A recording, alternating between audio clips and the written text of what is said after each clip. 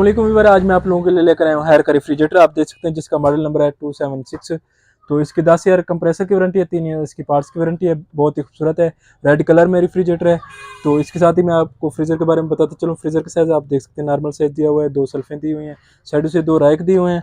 अगर नीचे वाले एसी की बात करें तो आप देख सकते हैं यहाँ पे ये 3 शेल्फें दी हुई हैं, नीचे बॉक्स दिया हुआ है जो बहुत ही ज़बरदस्त है। तो लॉक का सिस्टम इन्होंने बहुत ही ज़बरदस्त दिया हुआ है, आप देख सकते हैं, बहुत ही ज़बरदस्त सिस्टम है। और ये वारंटी कार्ड दिया हुआ है। वारंटी कार्ड का होना आपके पास लाजमी है, इसमें आपको क्लेम कराना मुश्किल नहीं होगी। अगर आपके पास वारंटी कार्ड नहीं होगा तो आपको क्लेम कराना मुश्किल पेश हो सकती है। तो ये फुल मीडियम साइज़ है, आप देख सकते हैं, बहुत ही ज़बरदस्त। अगर आप इसे ऑनलाइन परचेज़ करना चाहते हैं तो नीचे मैंने अपना नंबर दिया हुआ है, आप मुझसे रब्ता करके इसे ऑनलाइन परचेज़ भी कर सकते हैं। तो मिलते हैं नेक्स्ट वीडियो में। अल्लाह हाफ़िज़।